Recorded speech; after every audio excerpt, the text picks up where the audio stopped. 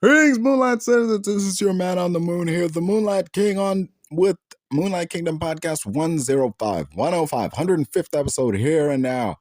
Coming to you live as we talk about Bane and Batman maybe being brothers? We'll get into that later in detail. We talk about Clayface, the problem with the Joker and his overexposure, the DC Universe, and heavy metal, among other topics covered in this episode of Moonlight Kingdom Podcast, covered in 3, 2, 1, boom. Remember, we were talking Endgame's not Endgame. What's this? Doomsday. Yeah. Doomsday. Old Robert Downey Jr. Doomsday. Yeah, that still coming out. DC got that Supergirl coming.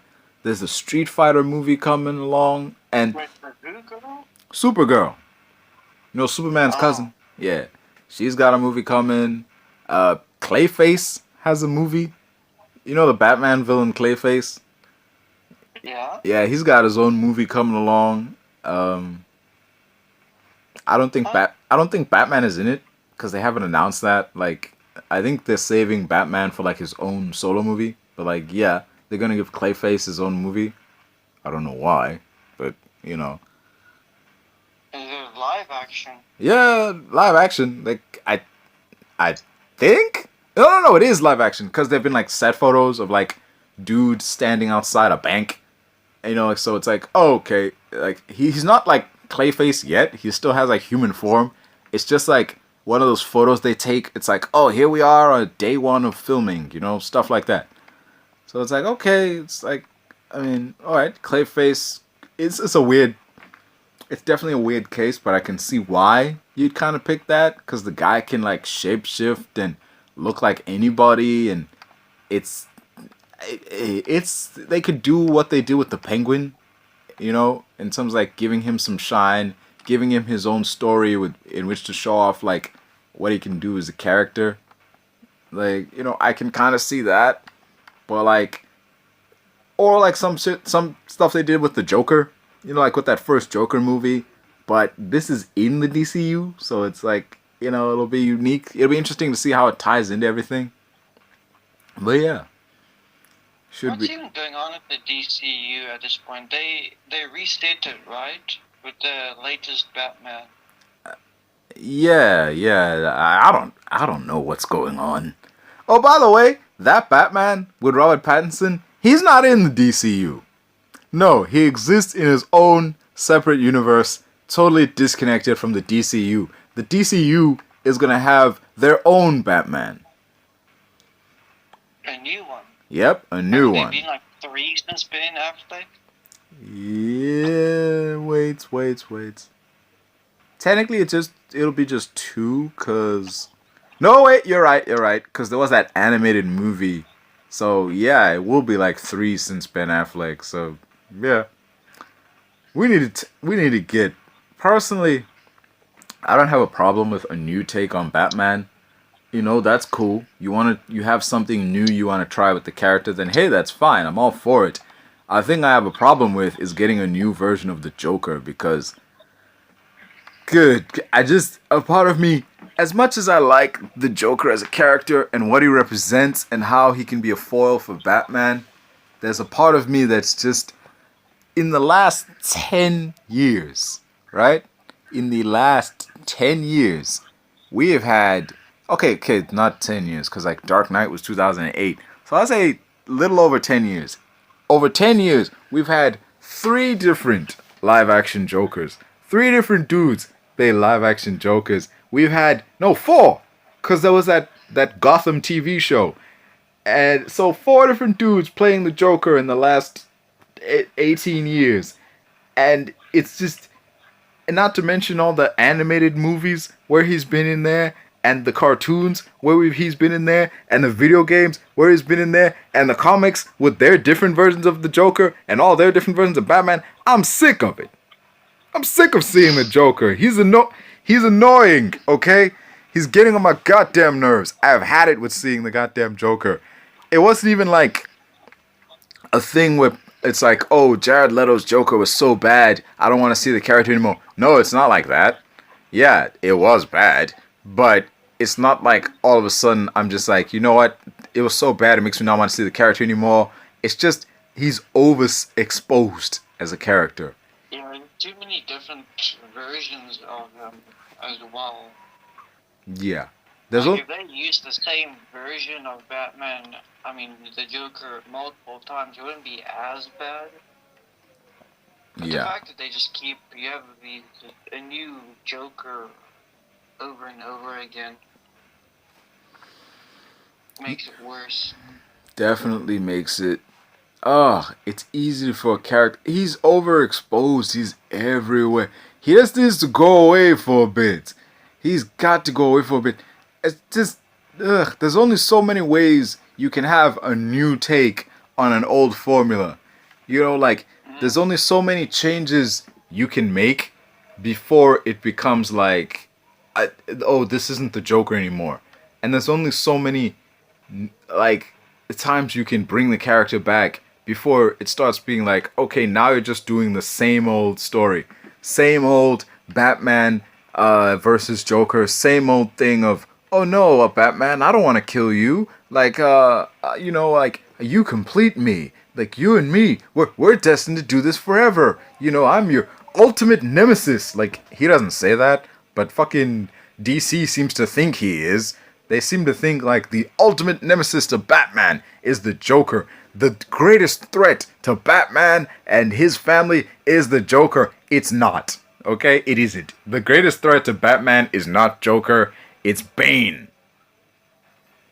That's just my opinion, okay? This may be a hot take, but Batman's greatest fucking enemy is not the Joker, it's Bane. Because say what you want about the Joker, but whatever the fuck he does, Batman never lets it get to him. When Bane first took on fucking Batman, he broke his damn back. He fucked him up to the point that he had to go away and heal. Like, no one else does that. Nobody else has done that since. Like, just, damn. Not only that, not only the whole break your back thing, but since then, he's shown that he's formidable. Since that's happened, he's shown, like, hey, you know, I can stand toe-to-toe with the best of them. Even in, like, movies, when The Dark Knight Rises happened, they showed, like, you know, Bane being able to mastermind the taking over of a city. And it's just, you know, it's just, there's so much more they could be doing with that character instead of going back to the same old well of, oh, it's the Joker versus Batman again. Joker's trying to drive Batman crazy again. Hooray! He's still on his all it takes is one bad day to turn someone crazy bullshit. Yay! He's still carving smiles into people's faces. Yay! He still treats Harley Quinn like crap. Yay! Like, fuck, man. Can you get some new material? You're a clown, for God's sakes. Come up with something new. Yeah. I wouldn't mind seeing Bane more. Yeah, I wouldn't mind. Like, hey, how'd you feel about the story where it came out that Batman and Bane might be brothers? Haven't heard that. Oh yeah, it was real. Like one day, So the story goes like this, man. It's another night in Gotham. You know, Batman's out there fighting crime with the rest of the Bat family. It's all good, you know. They're winning. And mid-fight, Batman gets a call from Alfred. It's like, hey, you need to come back to the Batcave. He's like, no, I'm kind of busy right now, you know. Like, can't this wait? He's like, no, you need to come back to the Batcave now. It's an emergency. And it's like, oh, shit. He literally ditches the fight. Like, Batman, mid-beatdown, just bails on the fight, gets in the car, and speeds off. Because Alfred is like, it's an emergency. Get here now. It's like, oh, fuck. Like, what's going on? Because as Batman, you have to realize how bad the situation's got to be for Alfred to call you mid-fight and be like, you need to get back here. Like, the house must be under siege, or freaking, you know, Man-Bat has come in and he's wreaking havoc, or, like, Joker's come in and he's gassing the place, or whatever the fuck. It could be anything. So he comes in there, full head of steam, and he's like, Alfred, what is it? What? And he just sees, like, Alfred sitting in a chair across the table, and he's got a shotgun in his hand, and at the end of the table is Bane just sitting there with him. He's like, finally you show up. Except, I mean, if he had that mask on, it would be like, oh, finally, you have arrived. Like some shit like that. But he doesn't have that mask on. He's just kicking there with no mask. He's like, finally, you're here. I got something I need to tell you. He's like Bane, whatever this is, you know, like, let's take it outside. You and me. Like, relax, dude. I'm not here to fight you. I know who you are under that mask. Relax, your secret's safe with me. I'm here to tell you something. Here. And he gives him a picture. On this picture is Bruce Wayne's dad, Thomas Wayne, and he's pictured with this woman. And Bane is like, you recognize that photo? Like, no, who's this? Like, someone he was helping is like, that photo was taken in my home country, and it was taken months before I was born, and the woman in the photo is my mom. That's right, Bruce, your dad and my mom were together back in the day. And I was born not long after that picture was taken. So, you and me are brothers. So, it's like, fuck. Batman and Bane might be brothers. And he's like, just like, I read that shit. I was like, wait, what? Batman and Bane are brothers now? Like, because even he was like, you know, like, hey, man, you know, I just want to say sorry about that whole breaking your back shit. You know, like, it's just... Hey, you know, like, you know, so brothers fight sometimes, you know. Like, just, I kid you not. It sounds like I'm joking. I'm not. That's the way he was, how he was laying it out. You know, like, hey, sorry I broke your back in the day, you know. Like, you know, brothers be fighting sometimes, you know. It's just, it is what it is, you know. So he was basically just saying, you know, from now on, you and me, we don't have beef anymore. I'm not going to try to kill you anymore. I'm not going to come after you. We're cool, you and I, all right?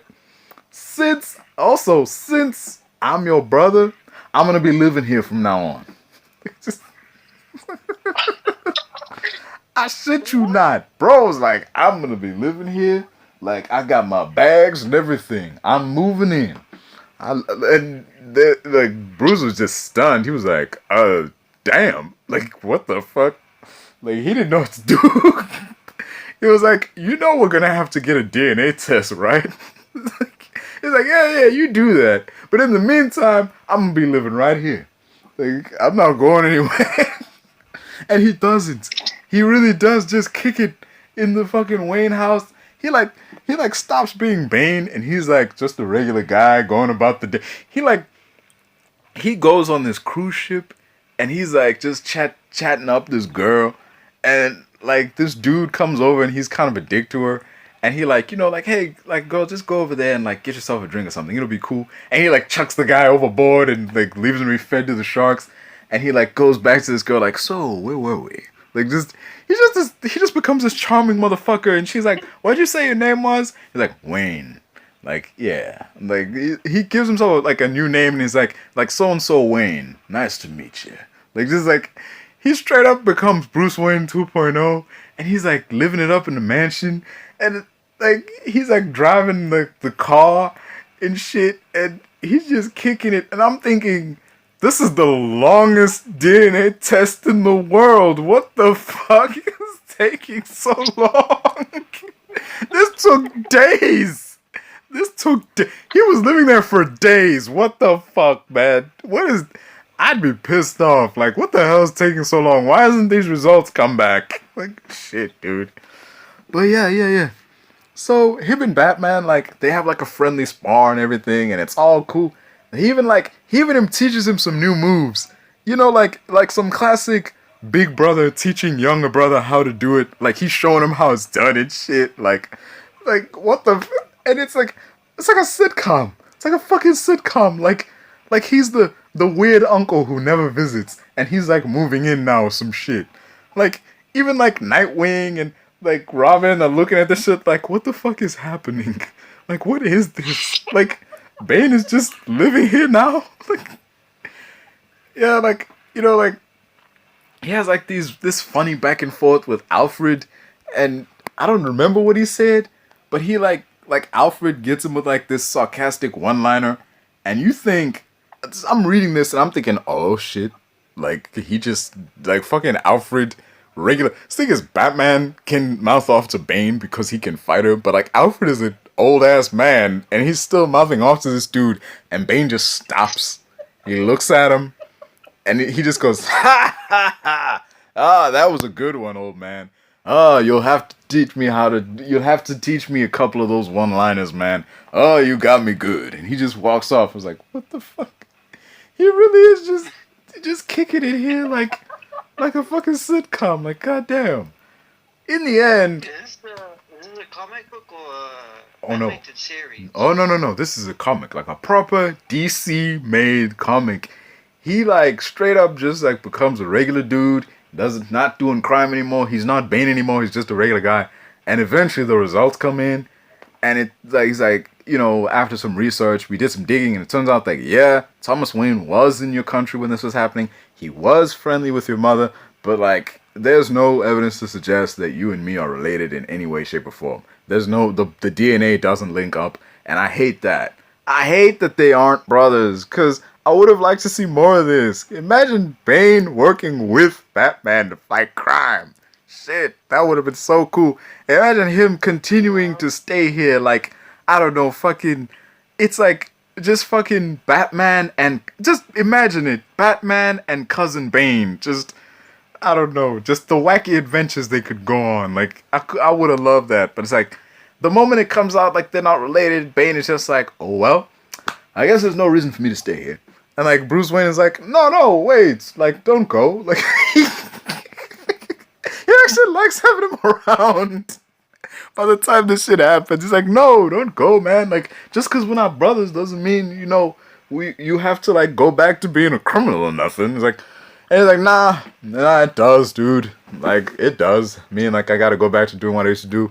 You know, I came here because I thought we could be cool because we were brothers and we were related, but we're not related and we're not tight, so I'm out of here. I'll see you around, man.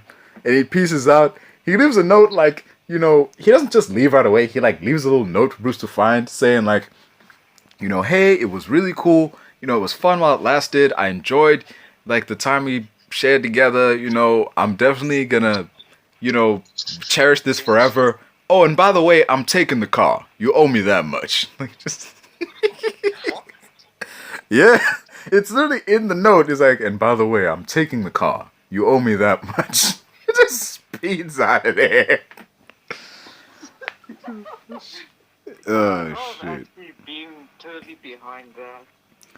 I would too. That would be if they set it up right, that would have been an amazing new take on Bane. Yeah. It would have been they could have done so much. They could have done so many cool things. Just reimagining Bane as this, like, I don't know, man, just a cool dude who's like cool with Bruce Wayne now, and not some villainous bodybuilder with hooked on fucking fucking super steroids that tries to kill Batman every now and then. Just have him be, you know, fucking a part of the Bat family. He certainly would have been a better fit than Killer Croc. Yeah, I feel like that would have actually worked better than, like, compared to other Batman villains, because, like, Bane is not, like, psychotic. Yeah. Like Joker, or he's not, like, a monster, he's not... It's just the steroids, and, yeah. I would have been behind that. That would be cool. Yeah. And you hit the nail right on the head there. He's one of the few Batman villains that actually could be redeemed properly and stick to it, because Bane isn't, like, he's done some heinous shit. Let's not beat around the bush. He's done some heinous shit as a bad guy. But, like, he's not twisted. You know, he doesn't want to take over the world. He just wants to, like, be the most powerful dude in the city. He'll take over Gotham. He's not, like, trying to take over the world or anything. He's not trying to commit mass murder or some shit like that. He's not like the Riddler who'll make you do twisted games with people's lives at stake. You know, it's not like that. He's just a villain. His own form of honor code. Yeah, he has a code behind him. You know, like, it's not like Batman and his no-kill rule, but he does have a code. You can understand why he does what he does. Same thing with, like, Two-Face. You know, you don't agree with what he does, but you understand why he does it with, like, the coin flip and everything. So those are like the two Batman villains you can look at and say, out of all his rogues gallery, those are the two people that are like you could see believably becoming allies at some point down the line and maybe like helping out Batman. But like, damn, that was a great idea that they just threw away in a one-off just to be like, you know, they're actually not brothers, you know. Yeah, back to normal. It was a nice run while it lasted, but they would yeah. pivot like that. Why bring something like that up if you're just going to toss it aside for like a quick gimmick? Yeah, this should not have I been feel a like one-off. somebody else came in, somebody else stepped in and was like, "No, what are you doing? This is no. We want this to go in a different direction."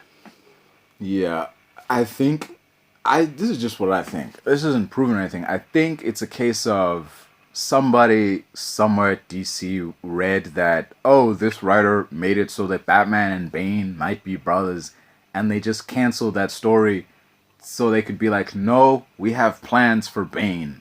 And in those plans, he has to go up against Batman. He can't be going up against Batman if he's his brother, so that cancels that story. You know, it just... You know, it happens. Yeah, like some kind of interference. Yeah, it would really mess with... Yeah, like another writer somewhere said, if Batman and Bruce Wayne are brothers, it would really mess up the story that I'm working on down the line. Or it would mess up, or it would change everything across a bunch of other stories down the line, so we can't have it be a thing. We can just push it as an idea, but not really like hard rubber stamp it as canon. Which sucks. It really sucks. It kind of feels like the kind of typical thing some executive would do. Yeah. It's the fan base is like, oh yeah, let's do that. That is awesome. But the executive is like, no, we have our own plans. Yeah. Yeah, that's just, it's clear. It feels like some exec somewhere said, no, we can't have Bane as a good guy. He's a villain, and he's going to stay a villain. Just, you know, leave him as he is. He's like, you can have your little story. You can have your little story for a while where Bane is helping out Batman and all that. But eventually, he's going to have to, you know, he's going to have to be evil again so that we can do all these other stories that we want to do. Is this comic book, like, is this part of like a long-standing series, or was this a one-shot? I think it's a one-shot because they don't reference other issues. I mean, yeah, they reference, like, the obvious stuff, like the stuff from back in the day, like, hey, you know, sorry I broke your back, and sorry I spent all these years trying to kill you. But that's, like, vague stuff. That could be anything over the decades. So I think it was a one-shot, but, like, you know, I'm not 100% certain. Like, I'd have to look into that, but yeah.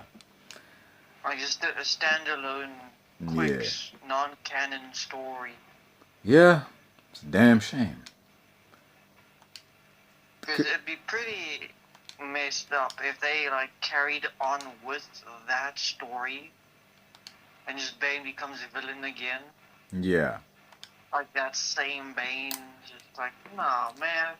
Yeah, it would feel like a waste. Like, why did you bother? Like, yeah. Why dangle something good in front of us and just take it away? Yeah. Like, psych, no. Yeah, it's a damn shame, man. Like, that they just do something like that. You have, like, when you generally have the chance to do something new and creative, they just shy away from that. But then they're like, you don't want to see that. Yeah, we know what you really want. You want same old, same old. You want the stuff you've been watching for years already. That's what you want, right? Yeah, you'll love when we have Batman fighting Bane. Don't nobody want to see Batman teaming up with Bane. Like, no, dude, come on. It would be something new if that happened, you know? Shit. Where do you read the comic books? I see, you know, like, clips and stuff on YouTube, but like the YouTube shorts, and there's channels like Comicstorian and Comics Explained. You know, like I'll watch videos of that, and that's where I'll get it mostly because I don't like buy them or anything because they're expensive as all get out. Not only are they expensive, but like, you know, they're like really hard to track down in like a proper format. So say like, you're reading that year's Batman issue 151. You don't know when 152 is coming, and you don't know by the time you go to the store, like you could check in and say, "Let me see 152's come," and it's like, "Oh no, like it's now at 153," or worse, like you see, like, "Let me see what 152's coming," like, "Oh no, it's not coming. That comic run's been canceled." It's like, what? It's like, yeah, it can suck when that happens. Plus, with a comic book, it's never the whole story in one book. They always break it up into like the different parts. So you'd have to buy a bunch of different comic books just to get one big story. But like with the videos that are on YouTube and like the Comics Explained channels, they really lay out the whole thing and they like read it back to you in dramatic fashion. So it's like, yeah, this is cool. I enjoyed this. It's just like listening to an audiobook version. Yeah. Oh, I figured you'd read them online somewhere. Yeah, there's no comic site or something. Yeah, but those places charge you like a fee to do that. So. Because I remember a comic series a while back of like sort of a heavy metal vibes of the Justice League, where I'm barely remembering that. I think I just read like the first issue or something. Hold on. Where like alternate reality type thing, alternate universe, where they wore these like metal suits. I'm like, hold up. You've read Heavy Metal? The magazine? You read Heavy Metal magazine? Or do you mean Heavy Metal like the music? No, I'm talking about the comic book. Oh. Justice League comic book. Oh, okay.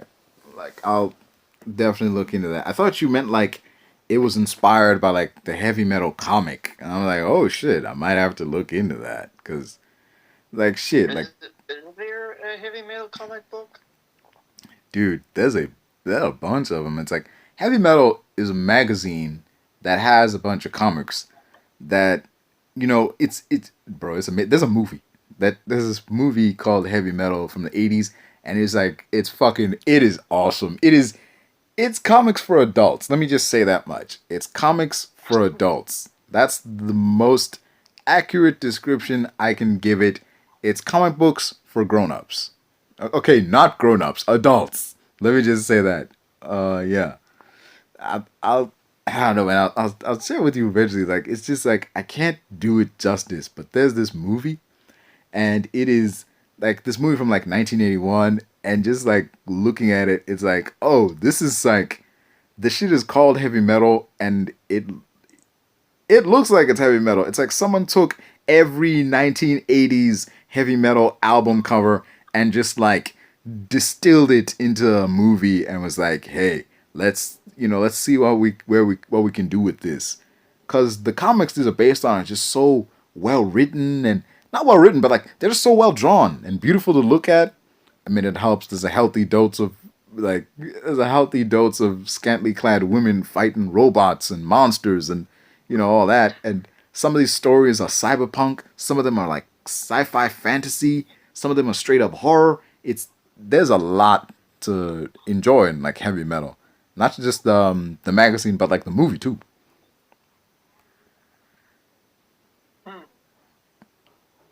Yeah, I definitely prefer the original over the sequel, but like, I haven't seen the sequel, but like from what I've seen, I was like, I just prefer the original. But like, yeah, it's like, I'll say eventually. I'll show you, like, because there's no way I can explain this and do it the proper justice it deserves, because this is like, that's a lot going on. There's a lot going on with Heavy Metals. That's why, but when you see it, it'll be like, it is what it is. So shit. But yeah, eventually moving on from that, Justice League, it was called Metal. Yeah, just literally just Justice League Metal. Like, shit, I don't know why. Yeah, because that's what you was looking at, Justice League Metal. But like, it just seems like too much. But yeah, I sent a picture just now. That's just like the poster for the film and a couple of screenshots from it to give some idea of like, that's what it looked like the film. But like the magazine is a different story. Because there's all this artwork and just, drawings and stuff that's just really pretty to look at. But, yeah. Oh, shit.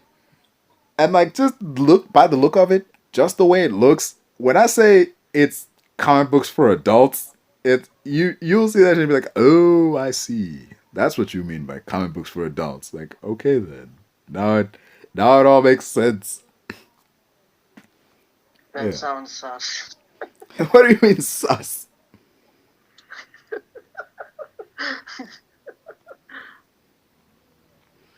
What do you mean sus? What's sus about it? Comic books for adults. No, not like adult comic books, like it's a comic book with porn in it or something. Like that's not what I meant. Oh shit. Well, it meant like it's not for kids. Let me just say that. Yeah. Shit. There's a lot of. It's an anthology series. Let me say that much. Yeah, that's the word I was looking for. An anthology series. Yeah. Yeah. I sent you a picture of. It was with some screenshots from the movie back then. Came out in like 1981, and like the one I sent just now is like one of the comic covers for Heavy Metal. So it's like, yeah. Yeah, I'm looking around here. I think the one I'm talking about is Dark Knight's Metal. Yeah, that was it. Dark Knight Metal. That was it. That's what you look for. They all have the metal armors and everything. I saw that. Yeah. Yeah, I think I saw or read like a few pages of that, and it looked really cool. But I couldn't finish reading it. Yeah, I can see why, man. Everybody's covered in metal. Everyone's trying their hardest to look edgy. Everyone's really wants to be that heavy metal album cover vibe. Just everyone is sharp too. Everyone is sharp and pointy. They trying so hard to be edgy that even their clothes are like edgy. They got rough edges to them. Damn, Dark Knight's Metal. It just screams 90s. It is the most 90s looking comic I've ever seen. Everyone has armor. Everything is like sharp and edgy. Everything is dark. Everyone's see Batman's got a leather jacket with spikes on. It's like, okay, this is the 90s. The Superman has armor. What does he need armor for? He's Superman. Like he just has armor to look cool. That's what all of this is. This doesn't make any sense. This is just done to look cool. Like rule of cool abounds here. Mm-hmm. Pretty much. And it does look cool. It does, no doubt. Oh, yeah, but it's pretty telling that I we've. actually like the Flash design. Yeah, it's got enough going for it. I'll say that much because the Flash doesn't normally look like that, and like because he's normally just got like the regular like red costume. His costume looks like a costume, but like to see him as he is now, it's like, oh, I see. Yeah, it's like they still maintained enough of that original look so you can visibly be like, yeah, that's the Flash. But they changed it enough so that it fits with the rest of the world and the rest of the vibe that the comic seems to be going for. You get what I'm saying? Mm. Yeah, no, I really like the design. It's. Let's see if the Comicstorian has a video on that, maybe. I haven't watched a video from Comicstorian in a long time. I can't remember if I still have them, if I'm still subscribed to them. Yeah, it hasn't been the same since the original dude passed away a couple years back. It hasn't been the same. It's personally, I mean Ben Potter. It's for me it's been weird hearing like I would turn on Comicstorian and I'd be like used to like hearing his voice And like it was so yeah, because he brought an energy to it that made you excited to learn more about these characters and these stories. But like nowadays, there were a couple of episodes of Comic Story and afterwards, like even after he passed away, because they explained the people running the channel explained that before he passed, he did record a couple episodes for some stories he had upcoming that had yet to drop. So like we would still be hearing him even though he passed away, and that was rough. But like once it really shifted and the new voices came in, it's just like, ah man, it's not. I don't hate it. It's not bad. It's just it's not the same. You know what I mean? Yeah. Damn, that guy passed away. Yeah. Unfortunately. Yeah. Yeah, it's bad. I don't fully remember the cause, but like it was very sad. You know, I just it just so sudden. I was like scrolling through Twitter one day and I saw apparently like his wife let out a tweet saying that I'm sad to tell you all that a while back we her husband passed away, and I was just reading because I kept seeing all these people because he was trending, like Comicstorian was trending on Twitter, and I'm like, what's going on, what's happening with Comicstorian? And then like her husband passed away. She said his name was Ben Potter, and then she said you all know him as Comicstorian, and that's when it hit me like, damn, Comicstorian is gone, man. Like holy shit, because that was like the first time I heard about a YouTuber passing, and it really, like, I felt it because I really enjoyed his stuff. His stuff got me back into comics, and it really broke down a lot of stories and events in comic book history that I would otherwise be totally unaware of, and it helps me enjoy more of like DCEU and Marvel and just comics in general. It was fun to just listen to. Yeah, especially for people who can't read everything themselves. Oh yeah, it helps to have that like welcoming voice to break it down for you and let you know what's going on.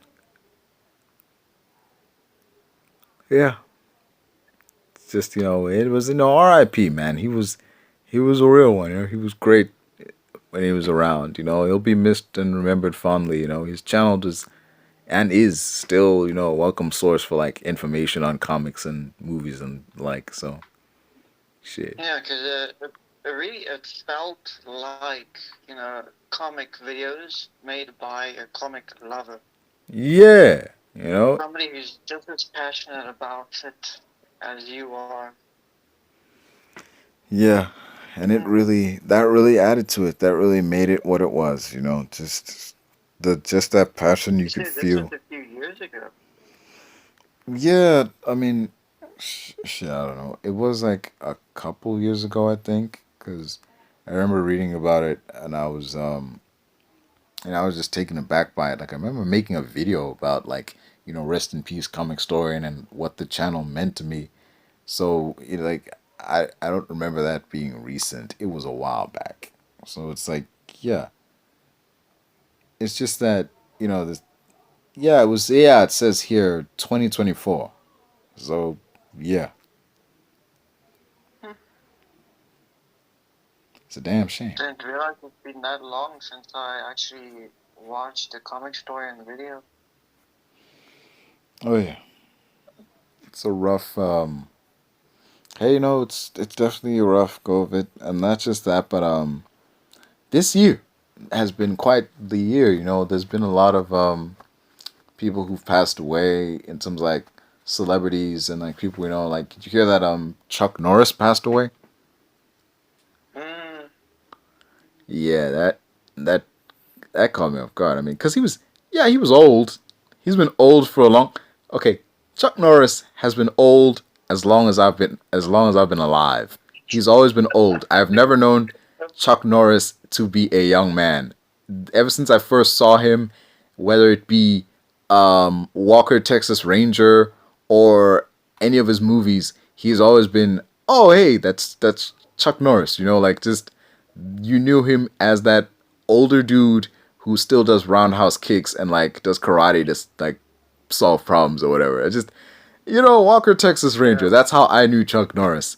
Every now and then I'd see a Chuck Norris movie, like whether it was Invasion USA or Lone Wolf McQuade or just whatever. That was that. But I really liked him in that movie Sidekicks, where he was you. Okay, bear with me on this. Have you heard of the movie Sidekicks? Yeah. Okay, so the story goes That's, the what green guy, the older guy in black, the little girl in purple. older guy in black, little girl in purple. I don't think so. There was okay. I'm guessing that was a different story. So it goes like You this. said it's a movie. Yeah, it's a movie. Right. There is, um, the story goes like this. There's this kid. Okay, before I tell you this story, I need to tell you another story. There's a movie called No Retreat, No Surrender from before this movie came out. It's where there's this guy named, I don't know. Oh, Danny. Yeah, his name is Danny, and he's a huge fan of Bruce Lee. He believes in, like, the Bruce Lee way of martial art when no one else did. And he's like, he has nothing but positive things to say about Bruce Lee. And he wants to do martial arts too. But like there's the typical high school drama of like the high school bully who treats him like crap, and he's like, man, like forget you and forget this Bruce Lee junk. It ain't gonna help you in a real fight. And he whoops his ass on a regular basis. And like, it gets to such a point that this dude apparently there's like a tournament that the bully has challenged him to appear in so that he's gonna kick his ass, and if he doesn't show up he's gonna kick his ass because he like wants to fight him 1-on-1. So the kid, get this, the dude goes to Bruce Lee's grave and like begs him to help him. Like it's in the trailer, he's like, Sensei Lee, you have to help me. And he just like runs off, and he goes to like sleep sleep it off, and there's like a knock at the door. He's like, who's there? And the door comes open. There's this bright light shining in through the door, and he's like, who are you? And the voice goes, you asked me to come. And I shit you not, man, from the light out comes Bruce Lee. Bruce Lee back from the dead, not to visit his family, not to tell his wife and kids he loves them, but Bruce Lee came back from the dead to help this random white kid learn fucking karate. Which, mind you, Bruce Lee did not teach karate. Okay? He taught kung fu, not karate. He taught wushu, not karate. And he's teaching this kid karate. Okay, what the fuck ever. Bruce Lee has come back from the dead to teach this dude karate. He's not like a zombie or anything. He's a ghost, I'm guessing. So he's a ghost come to teach this dude how to be a better fighter. And he like trains him and everything. And cue the montage. And he has this... he has this... it's basically Karate Kid with ghosts. That's what it is. That's the best description I can give it. Karate Kid with ghosts. Just, oh shit, man. So he goes to the tournament, he joins the damn thing, and like the tournament final, he's not, mind you, in the tournament, he doesn't end up fighting the dude bullying him, mind you. He ends up fighting another dude, like a professional kickboxer, played by Jean-Claude Van Damme. So, in his like first acting role, I am not shitting you. This sounds like a fever dream. It is. I am not shitting you. Legit, he ends up fighting a villainous Jean-Claude Van Damme with like slick back hair and shit. And he like, apparently like there was a scene where he was like earlier in the movie where he like broke a dude's leg and shit. And there's a moment where this dude is getting his ass kicked. Like proper getting beat to shit by Van Damme, and he's like laying on the ground, and his best friend comes in like some, like the slow-mo shit, like in Rocky where Rocky's like, yo Adrian, I did it. That's happens here, but like the black kid is like cheering his friend on. He's like ringside, and he's like, Danny, remember, no retreat, no surrender, and he like gets up and fights back. Like, what the fuck? Fuck, dude. The 80s, man. Like, just why do I bring this movie up? Because that's basically what Sidekicks is. Only this movie's not stupid. This movie doesn't. In this movie, in Sidekicks, Chuck Norris is not dead. Chuck Norris is very much still alive, and he actually exists. It's just that in this movie, the kid is the same shit.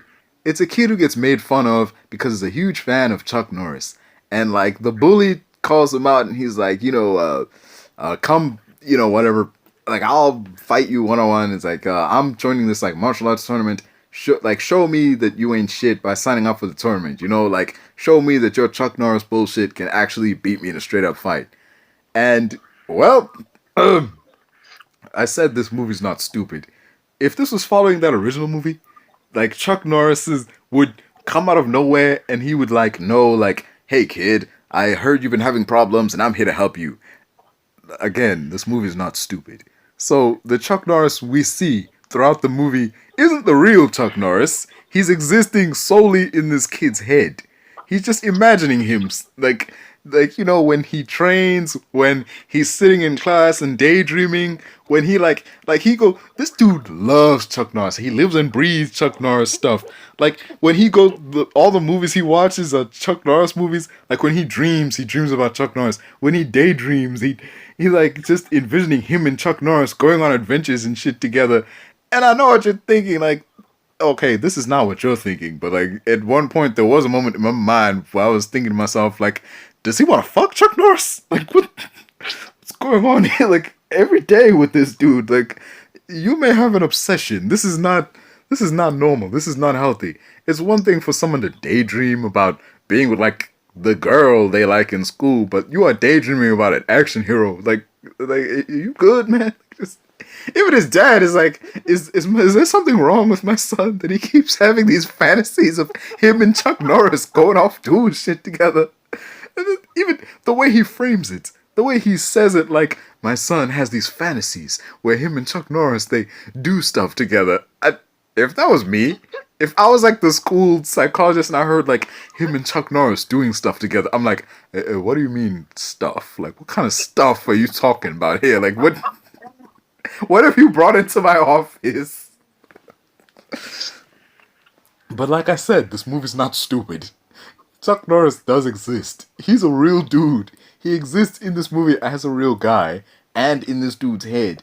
But this kid isn't learning martial arts from the Chuck Norris in his head, and he's not learning it from Chuck Norris movies.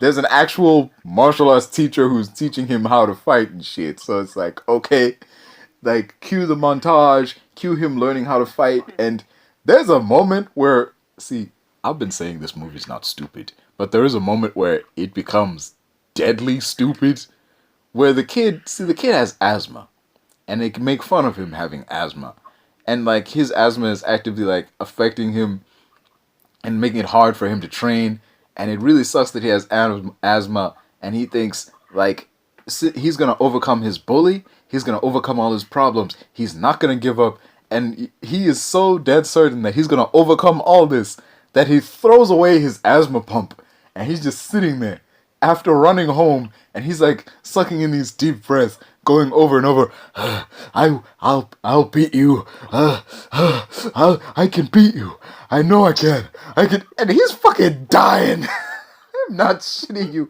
This kid's fucking dying. He starts hallucinating. Like, normally, up until now, his hallucinations have been him and Chuck Norris teaming up to fight bad guys and shit. But in this hallucination, he fails, and, like, the girl he has feelings for gets captured by the bully, and, like, Chuck Norris gets beat, and he's like, no! And then it zooms up to reality, and he's in, like, a hospital bed. They're like, yeah, he almost died. He's lucky we found him when he did. They're like, what the fuck did he throw his inhaler away for? What the hell? Even his teacher, like, comes up to him and is like, what the hell did you do that for? What's wrong with you? Are you stupid? But, like, everybody said this is where the movie gets stupid, because if the first one was Karate Kid with ghosts, this is just straight up a rip on Karate Kid. It's just Karate Kid with Chuck Norris. So the teacher who's teaching him martial arts is like, I'm not just a martial arts teacher. It's like, I'm not just gonna like heal your mind. I'm also gonna heal your body. And he does some like some bullshit, some weird martial arts shit where he like lays palms on him, and I shit you not, he has cured his asthma. He no longer has asthma for the rest of the movie. Like, I have the same problem with this that I have with Karate Kid. Cause if you have the power to cure people's asthma and heal injuries, why don't you go to the hospital and do some good there? Why are you just out here working in a kitchen like a regular guy? Why don't you just go to a hospital and heal the people there, you fucking bum? Same thing with Mr. Miyagi. Like, why are you just some dude living in a random house by yourself? Why aren't you a doctor? Like, you have like some mystical way to heal broken bones. Why don't you heal people in hospitals? This guy has a mystical way to cure asthma. You know how many people could use that? God damn. But it keeps going. It keeps going. Eventually, Chuck Norris does show up. Actual Chuck Norris, not imaginary Chuck Norris. He does show up at the end. To like, okay, he's one of the judges at the tournament. It's like, oh shit, it's real Chuck Norris. He's like, oh shit, like, oh my god, like, real Chuck Norris is here. And he like comes up and is like, hey kid, like, like, how you doing? And like, the kid's just standing there like, like he doesn't know how to react. Like, what the? Okay, sure, fine, whatever. And everything's cool. That he beats the bully. He shows like, his martial arts works, whatever. And we get to see Chuck Norris like fight the evil martial arts instructor who trained the bully, and he beats him and embarrasses him, and like, it's all really cool. And like, there's one moment that made me laugh. Okay, there's a bunch of shit that made me laugh, but there's like one moment that really had me laughing. Like, what the why? Because there was a moment where like the last fantasy he has, this is after he has his asthma cured. The last fantasy he has is him and Chuck Norris in like, they're done up to look like Chuck Norris in one of his movies, and they both have mullets. They're both wielding shotguns and shooting bad guys. And every fantasy up until now has been Chuck Norris rescuing this beautiful Asian woman, and they make out, typical hero shit. What happens in this time, the person they're rescuing isn't the Asian woman that, Chuck Norris ends up shacking up with. It's the girl that the main kid has the hots for. And when they actually get there, like, Chuck Norris in the fantasy is like, hang on, where's like Mrs. So-and-so? And the kid just walks up to the girl and is like, hey, this is at the end of the day, this is my fantasy, and he makes out with the girl. And that's when the fantasy ends. And Chuck Norris is just standing there like, oh, okay. Like, they just cocked this man. Oh, shit. Like, he's just standing there watching. God damn, dude. Fucking movie. I love that movie. It's fucking awesome. It's on YouTube. It is on YouTube for free. Last time I checked, that movie was on YouTube. Check it out. But good God, dude. Just R.I.P. Chuck Norris, dude. There's a whole generation of people that just, got into karate and kung fu and martial arts in general because of a guy like that, and the stuff he was able to do. And it's really, like, now that he's gone, it's like, hey, man, it's the outpouring of like love and support that he got. And just, we've talked a lot about people like that. First it was Mr. Rogers, and then Bob Ross, and then there's so many fucking people, and then Akira Toriyama, all these people and now Chuck Norris, like, who've influenced entire generations of people, and to do good things and be good people and try to just achieve something within themselves, whether it was doing art or learning to be more kind to people around you, or like just, I don't know, learning how to defend yourself. It was all, yeah, at the end of the day, this is all just film and TV stuff, but it shows like how powerful stuff like that can be. And, I almost forgot, Dwayne McDuffie and Ben Potter, aka Comicstorian, like, just, damn, the people who seemingly went out of their way to do that thing and inspired other people to do similar things and just be better. We're losing a lot of those people. A lot of those people are passing away, and it's very tragic. Mm.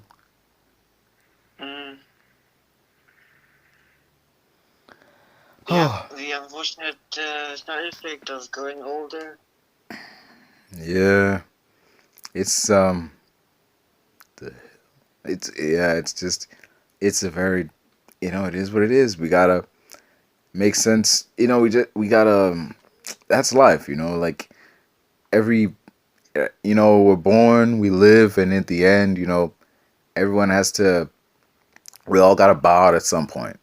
That's the way the dice rolls for everybody. But hey, we all we can do is try to enjoy it along the way, and yeah, that's what we're gonna do. We're gonna whether it be watching their movies, their TV shows, their animes, just take in the lessons they left for you to have, and appreciate what they tried to teach you, and go out into the world armed with this knowledge on how to be not just a better version of yourself, but a better human being overall. You know what I mean? Yeah. So I don't know if the current young generation have people like that, like Bob Ross and what's his name? Yeah, I get you. Literally just spoke about him. Yeah, that I know what you're talking about. It's like yeah, that's the sad nature of it all, man. Yeah, I worry for like future generations, and not even future generations, current generation, that they don't have those like figures that they can like we can show them to like hey, here's how here's that try to teach them how people act, and how to be kind, and how to be good, and how to better yourself, and just like those. There's not a lot of the world needs heroes. Let me just say that much. There's not a lot of them left, and there's not a lot of new ones being brought up. But like it's good to have heroes that we can look up to and aspire to be like. And that's what a lot of these people were. So Mm. yeah, it's sad that they're gone. But their heroics allowed them to leave behind an entire generation that's grateful for them having been there, and is gonna try to carry on the lessons they learned to like future generations and everyone around them. So yeah, it's at least there's that. Yeah.